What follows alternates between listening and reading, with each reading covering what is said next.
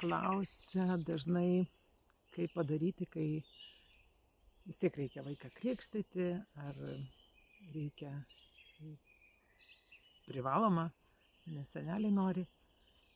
Tai dar geras tas klausimas, ar jūs tikrai norite krikštyti. Ir galbūt reikia su tėvais pašnekėti, kad savo tėvais, ar ne? Ar tas vaikas užaugęs norės būti tam tikru, tokiu, kitokiu religijos atstovu. Pažiūrėkime į pačią geopolitiką arba geopolitinį žemėlapį lietuvių. Tai pažiūrėkit, kiek gyvena lietuvių Amerikoje, kiek gyvena Italijoje, kiek gyvena Ispanijoje, Australijoje, Anglijoje ir panašiai. Ir jie visi sukuria ten tas bendruomenės ir pradeda tam tikrą, sakysim, tikėjimo pagrindą toj šaly. Ir tada klausimas, ar jum reikia tą vaiką krikštyti. Apskritai, manau, teisingiausias kelias yra palikti vaikui pačiam apsispręsti. Tai jisai sulauks savo pilnametystės ir pats nuspręs, ką jis nori. Ar jisai nori laisvų žmogum likti, tai reiškia nieko nedaryti ir būti tuo laisvu, ar jisai nori gauti kažkokį tai, vadinkim, trikampį, tinklą, kur tą uždeda. Tai jūs tą pat galit paklausti, kai aš vardinu vaikus, aš uždedu tą tinklą. Tai atsakymas yra ne. Vienas dalykas, vaiką vardinant, suteikiant jam vardą, kurį išrinko tėvai arba visa giminė, tai dalyvauja visi, kurie atvyksta į tą šventę. Tai ir visi draugiškai ir vienbalsiai duoda tą vardą. Tai nėra taip, kad aš tik tai pasakau, va tas žmogus gauna šitas vaikas gauna šitą vardą. Ir aš jo nekišu į vandenį ir panašiai. Aišku, jeigu nori vaikas, tai jis gali, jeigu nori tėvai, tai galima kojytės įkišti į vandenį. Jeigu tai vyksta, pavyzdžiui, vardynos vyksta prie jūros arba prie ežero, tai kodėl ne? Kodėl nepamaudyt kojų? Ir jeigu žiūrėsim, kad vyksta prausimas vaiko, taip, bet tai prausia vaiką tėvai, prausia vaiką geriausia mama arba senelė. Ir tai yra tik dalis šito viso gražaus vardyjimo ritualo, ceremonijos. Ir čia įdomu, kad vaiko vadinamas vardyjimas tai nėra nuskrido paukštis. Tai nėra bažnyčioje uždedamas pantis, supančiojimas.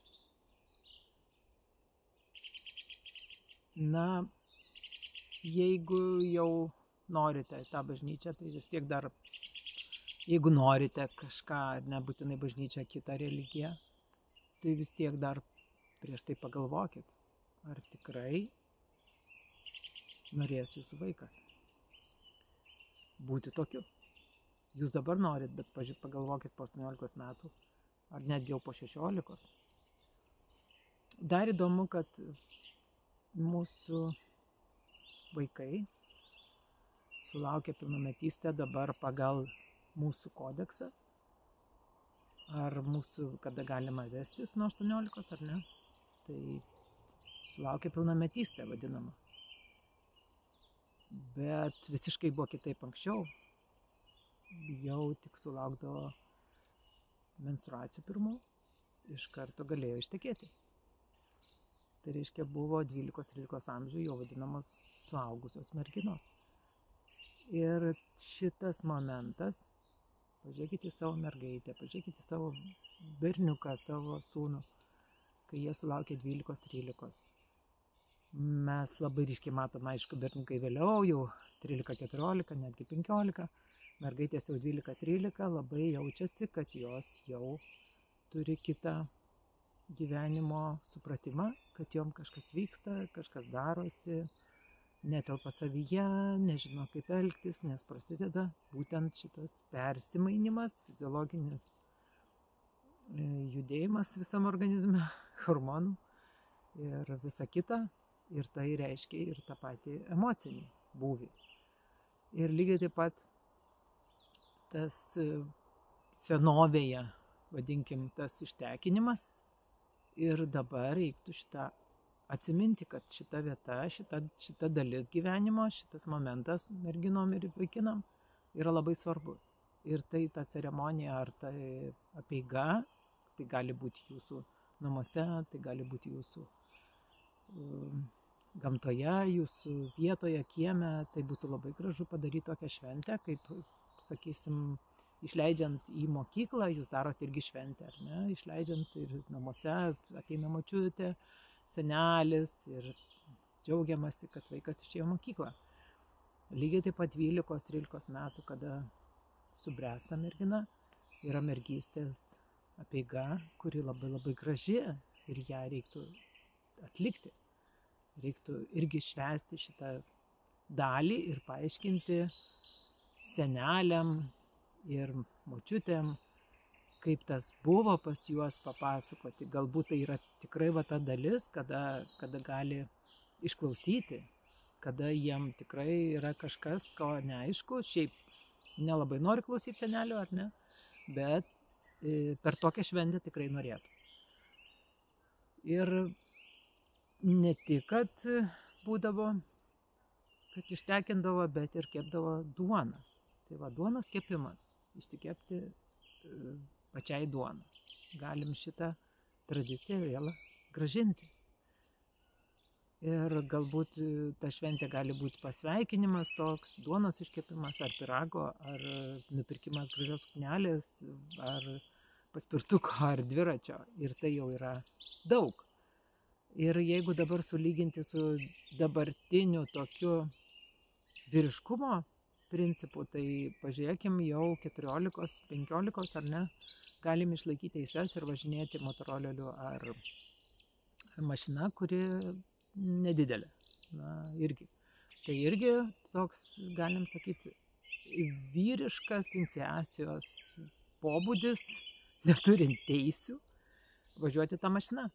Tai reiškia, nuo 18 jūs jau instruktorių turit ir taip toliau, o nuo 14 jūs tiesiog galit pradėti važinėti mašiną. Tai tam tikras išbandymas savęs. Tai merginos nuo 12 jau, na, ir nusišypso kitaip, ir nori kažką atlikti kitaip, ir šokius nori, kurių dabar retai būna, ar ne, ir į tos vaikinus visai kitaip žiūri, nors tie vaikinai dar ne taip žiūri merginas. Tai pagalvokit, kaip čia norėtumėt savo vaikam papasakoti. Ir va būtent šitas laikas, kada būtų tokia šventė, ir jeigu jūs tą kūdikį ar ten 6 mėnesių ar metų pakrikštijot, ir dažnai per tokią šventę vaikinai, merginos paklausia tėvų, ką reiškia, kodėl aš krikštyta buvau, jeigu išeina, jeigu, pavyzdžiui, seneliai sako, oi, kaip gerai tave, dažnai būna per šitą šventę, pasakoma, kad va, tu dar turi kitą vardą, gavai tu jį bažnyčioje per krikštijimą ar panašiai, ir tada suklūstama ir klausima, kodėl, ar reikėjo to, ar aš norėjau, ar jūs manęs paklausėte. Tai grįžtant į mūsų pradžią, ar reikia krikštyti, ar užtenka vardinti, ar užtenka padaryti gražią šventę, ar užtenka sukviesti visus savo mylimus žmones ir pasakyti vardą garsiai, pamyluoti, pasakyti linkėjimus ir būti nuostabiais tėvais. Su jumis Daiva Šeškauskaitė Skelsa.